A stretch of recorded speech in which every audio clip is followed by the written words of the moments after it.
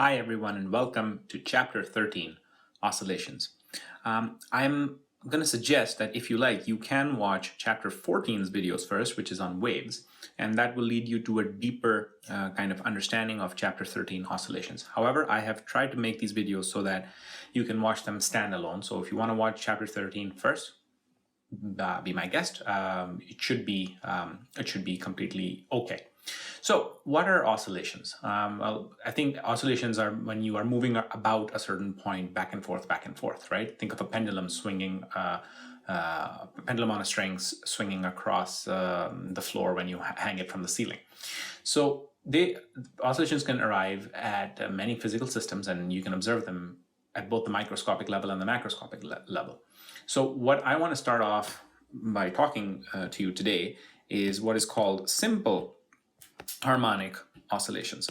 And we will, harmonic oscillations. And for the sake of simplicity, we're going to abbreviate it as SHM, simple harmonic motion. You can call it simple harmonic oscillation or simple harmonic motion.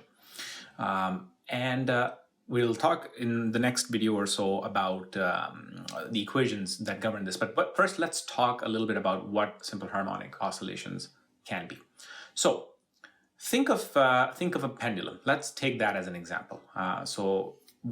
Imagine that you have a pendulum that is suspended from a ceiling. You have a string of some kind, and you have a pendulum attached to it. And this pendulum is going to be swinging back and forth, right? I think at some point or another we've played this game where, like, you've got, like, let's say you've got a desk, right? And you've got a ruler at the edge of this desk, and you press down on it and you release. Press down it all the way as far as you can without breaking it and release it. And then that ruler is going to be, like, vibrating, up and down.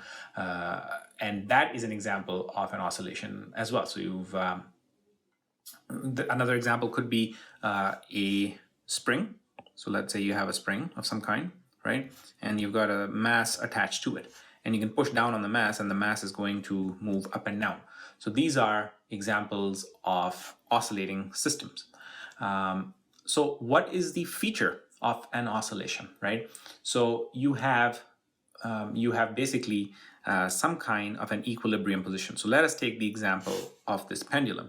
The pendulum probably never started off like this. I'm going to use a different color here. The pendulum was probably somewhere in the middle, right? Somewhere in there. So that is what you would call the equilibrium position. And then you have the pendulum going back to you swung this pendulum and it's gone to the left-hand side. So we call that its maximum displacement position. You have displaced it from its equilibrium position, and this is the farthest that it could go. So this here is the maximum displacement position. So what will it do? It'll go to the maximum displacement position, then it'll go back through the equilibrium position and go to the other, on the other end. Let me use a different color for this. You might see the pendulum on this side. So this is the other max displacement position that you might find this pendulum at. So if I was to simplify this a little bit, and let me draw this again. So if I was to simplify this a little bit, you would basically see that if you have a pendulum if you start measuring, let's say from this point, right? Because you will never, when you're trying to measure this under experimental conditions, you will never actually be 100% sure if you start off at the equilibrium position, but maximum displacement position is something that you can easily see because the pendulum will come to a stop at that point, right? So you have this pendulum going from here to its other maximum displacement position and then back again, right? So once that has happened, you will call that one complete oscillation. So let's look at some parameters that we can use to define the one complete oscillation. So these are some commonly used parameters to define what an oscillation of a particle would be like. So first, let's go with period, right? Period is simply, how much time it took to complete one oscillation. So it's expressed in seconds, obviously, if we use SI units. And then frequency is going to be the number of oscillations per unit time.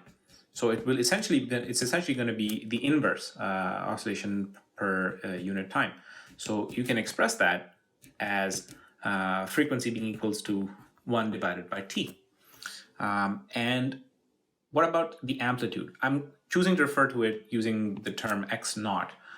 So it's basically equal to the magnitude of the maximum displacement that this particle can have from its mean position. And finally, you've got the angular frequency, and we will refer to that as being equal basically to 2 times pi times the frequency. So you will remember from circular motion, you're going to remember some of these relationships, right? Like frequency equals 1 divided by time period, I should say. And then your omega is equal to 2 pi f, and then also equal to 2 pi upon the time period t.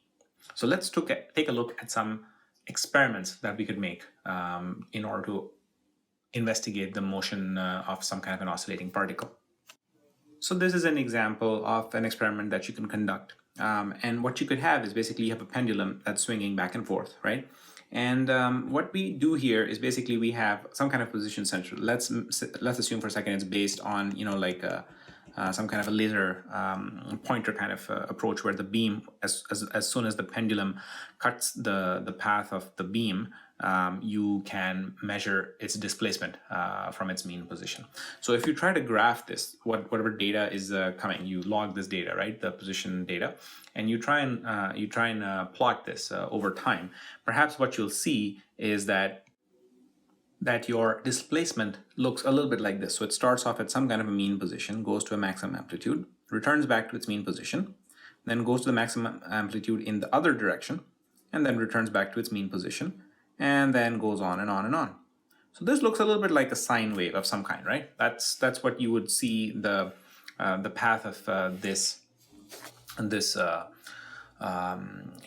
pendulum swinging would be. So now it's a displacement time graph.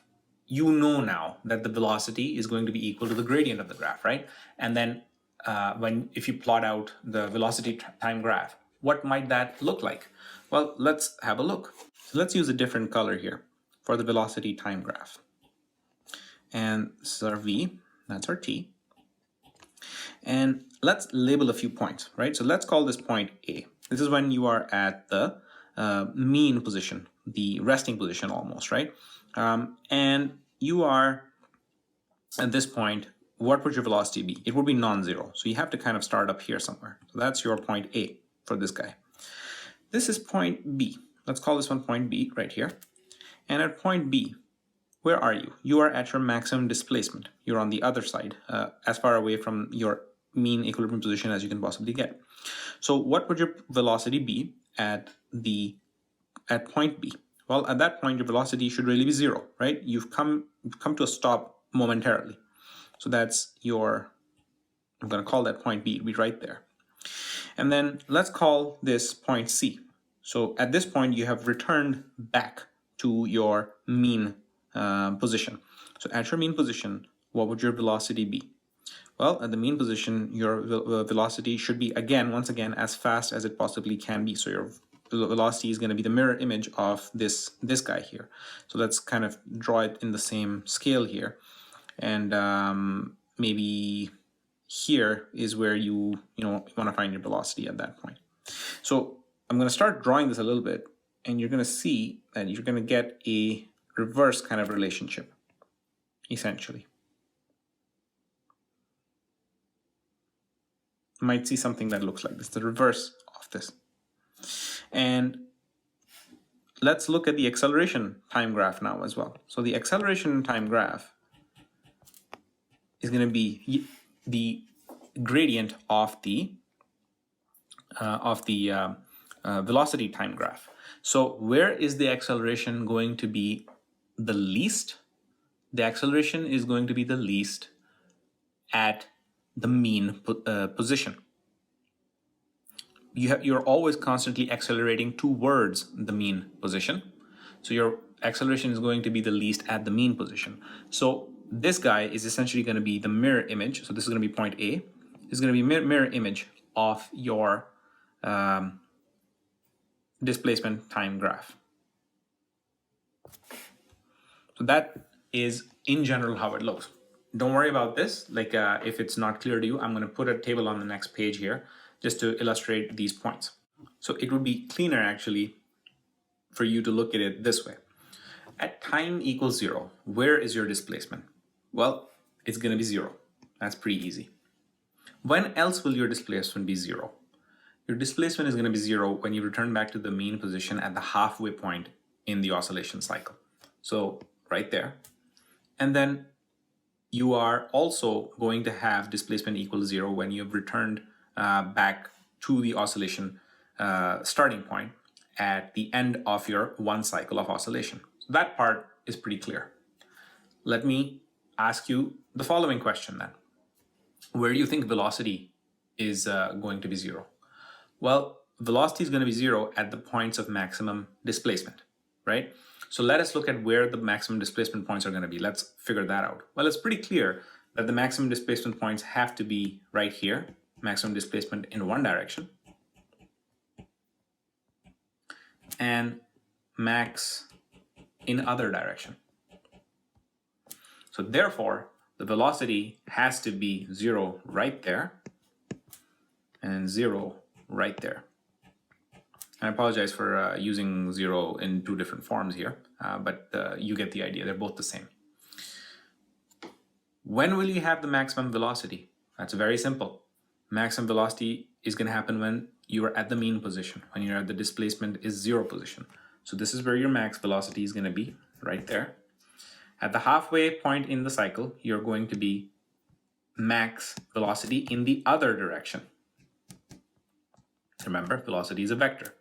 And then you have returned back to max velocity in the original direction at the conclusion of this one cycle of oscillation. Now, where will your acceleration be equal to 0? This is going to be really easy for you to determine. It's basically the mirror image of the displacement picture. So mirror image of 0 is still 0 right here, and 0 once again, and 0 once again. And then where will you have the maximum acceleration? So acceleration is always going to be in the opposite direction of displacement. So it's like this. You've got max right here, and you've got max right here. What do I mean by this? So when you have a pendulum that's swinging, this is its starting point. And a little while later, the pendulum is going to be right there, right? So the pendulum is moving this way. But as it's going there, its velocity is dropping and dropping and dropping and dropping. You know this because the velocity is going to come to a stop at this point right here. You're going to have 0 velocity at this point, the maximum displacement point. So what does that mean? That means that you are facing an acceleration force in this direction the whole time. The whole time while you were going from point A to point B, you were facing an acceleration force in this direction right here. What about when you are at the maximum displacement point, and I'll call this B prime, maximum displacement point in the other direction? Where were you experiencing the acceleration? So you were experiencing the acceleration once again in this direction. The whole time, as you were traveling from point A to point B, the acceleration was happening in this direction. So your acceleration is always, always, always in the opposite direction to the direction of motion or the direction of displacement. So let me write that down as well for you. So there it is. And I'm going to say one more thing here, and I did this on purpose, that we are talking about acceleration during simple harmonic motion. It is always in opposite direction to the direction of displacement. So that brings us to the end of this video. In our next video, we're going to talk about the conditions required for simple harmonic motion, and we'll also look at some mathematical equations that describe simple harmonic motion. So I'll see you in the next video.